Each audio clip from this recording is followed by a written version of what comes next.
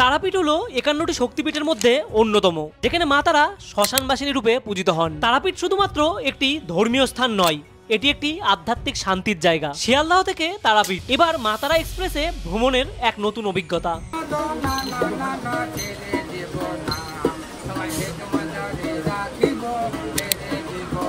আজকের এই ভ্রমণ পর্বে আপনারা কম খরচে কোথায় থাকবেন, কত থেকে শুরু হচ্ছে রুমের প্রাইস?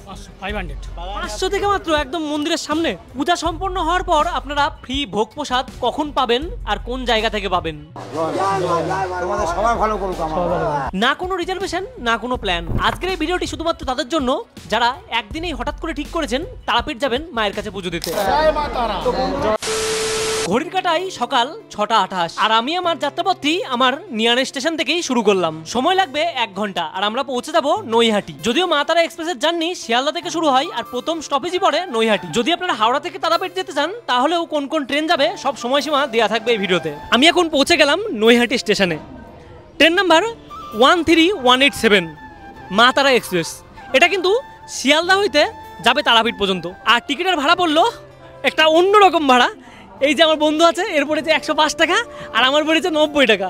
তা আমার পাশে লেখা মেল এক্সপ্রেস আর এর লেখা সুপার ফাস্ট। তা জানি না ব্যাপারটা কি সিস্টেম, তা আপনারা যদি জানেন অবশ্যই এই বিষয়ে কমেন্ট করে জানাবেন।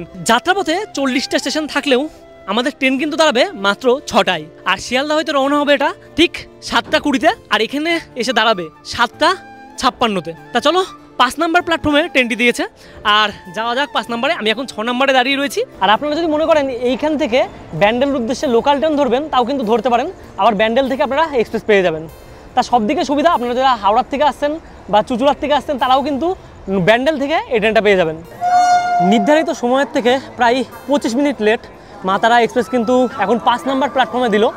তা সামনেই এসএলআর, তারপরে কিন্তু 2টো জেনারেল রয়েছে আর পিছনের দিকে রয়েছে একটার পরে 3টে জেনারেল, মানে পিছনের দিক থেকে একটা বাদ, তারপরে কিন্তু 3টে জেনারেল পাবেন আপনারা। আর লাস্টের যে কম্পার্টমেন্ট রয়েছে তার আগে কিন্তু একটা দেখছি মহিলা কম্পার্টমেন্ট দিয়েছে আর ঠিক তার আগেই আছে জেনারেল। তা ওটাও জেনারেল। শিয়ালদার থেকে সিট কিন্তু আপনারা অ্যাভেলেবেল পেয়ে যাবেন। আর দেখছেন এখানে স্পেসটা রয়েছে ব্যাগ রাখার, আপনারা চাইলে কিন্তু এরপরেও বসতে পারেন, কোনো অসুবিধা নেই। তা ট্রেনে কিন্তু খুব এমন ভিড় নেই। ঘড়ির কাটাই সময় এখন 8:30 আর আমরা কিন্তু বেরিয়ে পড়লাম নৈহাটি থেকে। এখন যে স্টপেজটায় আমরা দাঁড়াবো সেটা হলো ব্যান্ডেল জংশন। তা বেশ ভালো একটা ওয়েদারে কিন্তু আমরা বেরোলাম আর দেখি ওইখানে গিয়ে ওয়েদার কেমন থাকে। এখন আমরা পার হচ্ছি হুগলি নদীর ব্রিজ।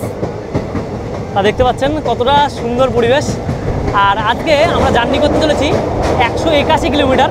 ঘড়ির কাটাই 8:53 আর আমরা কিন্তু ব্যান্ডেলে ঢুকছি। এই পাশে লোকাল ট্রেন যাচ্ছে হাওড়ার উদ্দেশ্যে আর আমরা এখন যাচ্ছি এই দিকে। তা ব্যান্ডেল ছেড়ে আমরা এখন বেরিয়ে যাচ্ছি আর এরপরে কিন্তু স্টপেজ যেটা রয়েছে সেটা বর্ধমান, কারণ ট্রেনটা নির্ধারিত সময়ের থেকে এমনি লেট, কখন পৌঁছাবে। আবার যদি ফেরার ট্রেন আপনারা মানে ভাবেন মা তারা এক্সপ্রেসে করে আসবেন তাহলে কিন্তু 2:10 মতন রয়েছে টাইমিং। তা আপনারা কিন্তু এই ট্রেনেই আবার ফিরতে পারেন।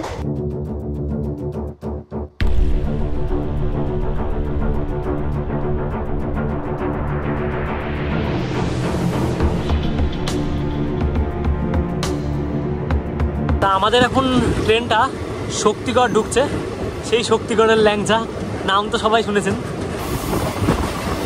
ঘড়ির কাটায় এখন 9:42 আর এখন কিন্তু বর্ধমান জংশনে ট্রেনটি ঢুকলো। তা দেখতে পাচ্ছেন এই যে এই পাশে রয়েছে যে প্ল্যাটফর্মটি 1 নম্বর প্ল্যাটফর্ম, এটাতেই কিন্তু ট্রেনটা দিয়েছে। লাস্টের থেকে কিন্তু ট্রেনটা বেশ ভালোই টানলো আর এখন পৌঁছে গেলাম বর্ধমানে। যদি ভিড়টা দেখায় আপনাদের, দেখতে পাচ্ছেন ভিড়টা কিন্তু কমন নেই আর ট্রেনের যে ভিতর সেটা কিন্তু অনেকটাই ফাঁকা। ঘড়ির কাটায় এখন 9:47 আর ট্রেনটা কিন্তু বর্ধমান থেকে ছেড়ে দিল। খুব বেশি সময় এখানে কিন্তু দাঁড়ায়নি। আর যদি বলি এই জায়গায় বর্ধমান, তা বর্ধমানে একটা দাদার সঙ্গে পরিচয় হলো, সেই দাদা কিন্তু তার ফ্যামিলি নিয়ে নেমে গেলেন। আর এখান থেকে কিন্তু আপনি যেতে পারেন 108টা শিব মন্দির যেখানে রয়েছে। বর্ধমান স্টেশন থেকে কিন্তু এখন ট্রেনটা বেরোচ্ছে আর তার পাশে দেখতে পাচ্ছেন ব্রিজটা কতটা সুন্দর লাগছে। আর এই দিকে যদি দেখায় একটা ট্রেন কিন্তু এখান থেকে পাস হচ্ছে, যে এই ট্রেনটির কালার সবুজ রয়েছে। তা এখন কিন্তু এই ধরনের কোচ কিন্তু সচরাচর দেখা যায় না। দেখতে পাচ্ছেন এই যে সামনে রয়েছে আইসিএফ, তা আইসিএফ এর নতুন কোচ। তা এগুলো কিন্তু এখন ট্রেনে বেশি ব্যবহৃত হয়।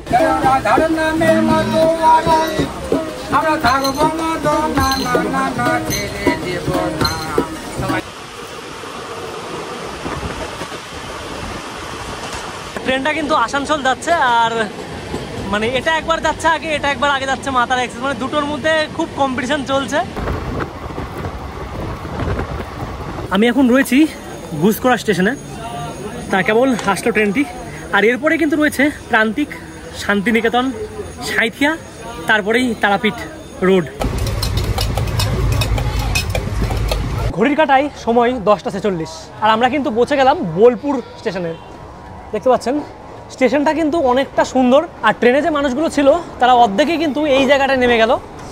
তা আপনারাও যদি শান্তিনিকেতনের যে হাট রয়েছে, সোনাঝুরি হাট, সেই ভিডিওটা দেখতে চান অবশ্যই কিন্তু কমেন্ট করে জানাবেন শান্তিনিকেতনের ভিডিও চাই, তাহলে অবশ্যই আপনাদের দেওয়ার চেষ্টা করব।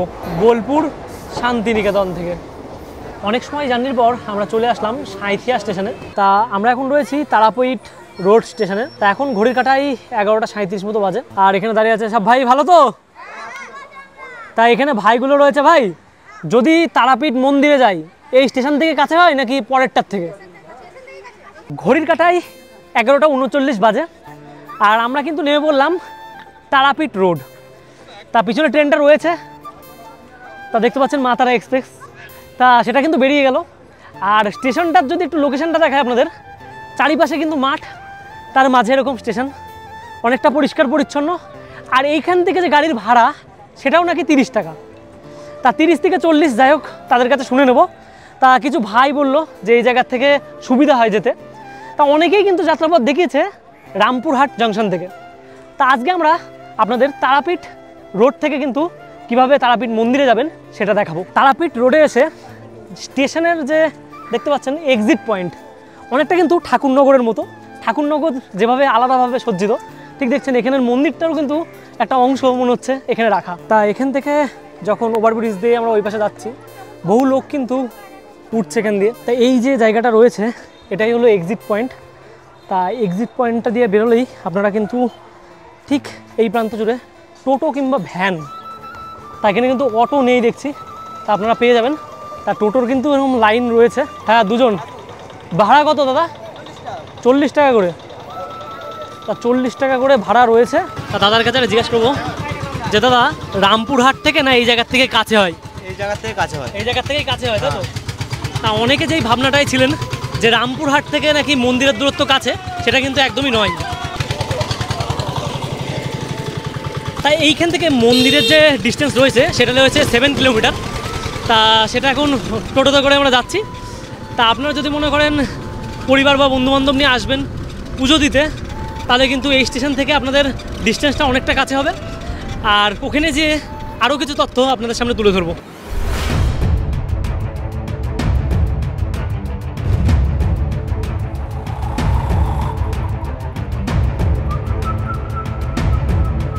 তা এখান থেকে দেখতে পাচ্ছেন লেখা আছে তারাপীঠ মন্দির। তা সেটা কিন্তু ঠিক এই পাশে। তা এই যে নদীটা দেখতে পাচ্ছেন দ্বারকা নদ, তা এটা লেখা আছে। তার পাশেই কিন্তু এই যে রাস্তাটা, এই রাস্তাটা দিয়ে আপনি চলে গেলেই কিন্তু তারা মায়ের দর্শন পেয়ে যাবেন। তা মন্দিরের এই যে রাস্তাটা রয়েছে, তা সেখানে কিন্তু ভালো মতো ভিড় দেখা যাচ্ছে। মন্দির এখান থেকে বললো 5 মিনিটের হাঁটা পথে আপনি পেয়ে যাবেন। আর 1 মিনিট হাঁটলেই কিন্তু আমরা মন্দিরের কাছে পৌঁছে যাব। আর রোদ্দুরটা আজকে অনেকটাই দিয়েছে। তা বর্ষাকালে আজকে বেশ আকাশটা পরিষ্কারই রয়েছে। আর দেখতে পাচ্ছেন যত সামনে যাচ্ছি ভিড় কিন্তু ধীরে ধীরে বাড়ছে। এগুলো একদম অরিজিনাল ফুল, এত ফ্রেশ দেখে তো মনে হচ্ছে। হ্যাঁ, আর না হাত আর এখান থেকে দিয়ে লাভ নেই। দেখলে আমি এখান থেকে দেখাতে পাচ্ছি যে দাদা ফুল নিয়ে যাচ্ছে, জবা ফুল। তা কত পরিমাণে দেখতে পাচ্ছ। এমনি মালা কত করে আছে দাদা? 50 টাকা করে। তুমি বিক্রি করো প্রতিদিনই? থাকো তো এখানে? হ্যাঁ, ও 108টা ফুলের মালা। তা পরপর যে দোকানগুলো রয়েছে সেই দোকানগুলোই এত সুন্দরভাবে কিন্তু জবার মালা সাজানো। 108টা জবার মালা, তার সাথে বেলপাতাও রয়েছে। তাই এই জায়গা থেকে যেটা দেখাতে পাচ্ছি এটা হচ্ছে গেট নাম্বার 1, পশ্চিম দিক। তাই এটাও কিন্তু একটা প্রবেশ পথ মন্দিরের। মালা এগুলো 100, নীলকণ্ঠ আছে 150 টাকা, 150 টাকা, জবা আছে 100 টাকা। জবা 100, নীলকণ্ঠ 150, তাই তো? এই জবা নীলকণ্ঠগুলো কি 108টা? হ্যাঁ, 108। ও 108 টাকা। পিছনে রয়েছে 1 নম্বর গেট, আর আমরা এখন তার থেকে একটু এগিয়ে যাচ্ছি। আর এখন 2 নম্বর গেটের দিকে যাচ্ছি আমরা। এগুলোকে প্যারা বলে। ক্ষীরের প্যারা, তাই তো? কত করে আছে? 200 গ্রাম করে চিনি। 200 গ্রাম? হ্যাঁ, 1 কিলো ক্ষীরে 200 গ্রাম করে চিনি, এটা 320 টাকা কিলো। 320 টাকা কিলো। এখানে তো প্যারা অনেকেই নেন। তাই এই জায়গায় একটা দাদার দোকানে আসলাম, দাদারা প্যারা তৈরি করছে। তাই এটা কিন্তু অনেক সংখ্যা তৈরি করছে, দুজন মিলে তৈরি শুরু করেছে, জয়গুরু মিষ্টান্ন। তা এখানে দেখতে পাচ্ছেন প্রচুর পরিমাণে রাখা হয়েছে জায়গায়, পুরোপুরি ক্ষীরের প্যারা। তা চারিদিকে হোটেলের ভিডিও করছিলাম, আর এই ধারে দেখছি একটা দাদা রয়েছে টোটো নিয়ে। তা দাদা সাইট সিন করে। দাদা তোমরা কতগুলো প্লেস ঘোরাবে আর কত কি প্রাইস নেবে একটু যদি বলো। 7খানা মন্দির রয়েছে। হ্যাঁ, এটার প্রাইসটা কত রয়েছে? টোটো প্রাইস হচ্ছে আপ ডাউন আপনার 300 টাকা। 300 টাকা পড়বে, তাই তো? মানে 5 জন হলেও 300, 2 জন হলেও 300 নাকি? হ্যাঁ, 2 জন হলেও 300, 5 জন হলেও 300। 5 জনের বেশি হলে তখন আবার বেশি হয়ে যায়। বেশি হয়ে যায়। তাই এখানে লেখা আছে গৌরী মঠ, জগন্নাথ মন্দির, নিতাই বাড়ি, পঞ্চ পাণ্ডব, এখানে কি হাটু গাড়া, বাকাইরা মন্দির, ইস্কন মন্দির। তা খুব সুন্দর সুন্দর জায়গা। নাম্বারটা কিন্তু দাদার রয়েছে, যদি কোনো কারণে এখানে মন্দিরে কেউ পুজো দিতে আসো আর সাইট সিন করার ইচ্ছা থাকে দাদার সঙ্গে কিন্তু যোগাযোগ করো। দেখ, তা ঠিক মন্দিরের পাশেই রয়েছে জুতো রাখার একটা জায়গা। তা দাদা এখানে আছে, 5 টাকা করে কিন্তু জুতো রাখছে। আর সামনের দিকে যদি আপনারা জুতো রাখেন তাহলে কিন্তু 3 টাকা করে পড়বে। আর এখানে দেখতে পাচ্ছেন খিচুড়ি প্রসাদ, সেটা কিন্তু রাখা হয়েছে। তা এখানে অনেক ডেস্কে আমি দেখতে পাচ্ছি। তা এখানে প্রসাদের টাইমিং কখন রয়েছে সমস্তটাই কিন্তু আপনাদের জানানোর চেষ্টা করব।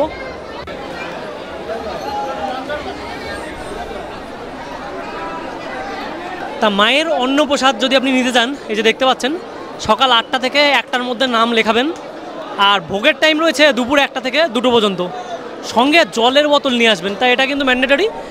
আর এখানে দেখিয়ে দিলাম, আপনারা যদি মনে করেন এখানে এসে প্রসাদ দেবেন নিতে পারেন। আর প্রচুর মানুষ দেখতে পাচ্ছেন এই জায়গায় পুজো দিচ্ছে। আর অনেকেই কিন্তু বলছে যে পান্ডা ধরে পুজো দেওয়া নাকি অনেক সুবিধা। তা বহু মানুষ কিন্তু এই জায়গাটায় রয়েছে। আর দেখতে পাচ্ছেন পান্ডায় পান্ডায় গন্ডগোল হয়ে গেছে এখান থেকে।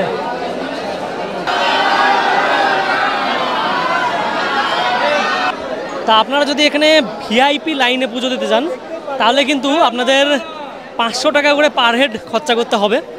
আর যদি মনে করেন না এমনি নর্মাল লাইন দেবো তাহলে কিন্তু কোনো টাকা পয়সা লাগবে না। মাছ আর পোলাও কিন্তু এই জায়গায় নিয়ে যাওয়া হচ্ছে 2টো ডামে করে।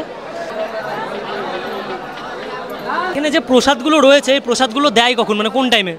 দেয় মাথা যখন ভোগটা বেরোয় 2টো নাগাদ, তখন প্রসাদটা বিক্রি করা হয় দুপুরবেলায়। হ্যাঁ। ও, এটা সেটারই প্রসাদ। হ্যাঁ। আর ওইদিকে দেখলাম পোলাও আর মাছ নিয়ে যাচ্ছে, ওটার ব্যাপারটা একটু যদি বল। ওটাও সেম, 2টো নাগাদ মায়ের ভোগ প্রসাদ বেরিয়ে যায়, তারপরে সব বিতরণ করা হয় প্রত্যেকটা মানে মানুষজনকে খাওয়ানোর জন্য। তাই এই জায়গা থেকে দেখাতে পাচ্ছি সব মানুষ কিন্তু লাইন দিয়ে বসে গেছে।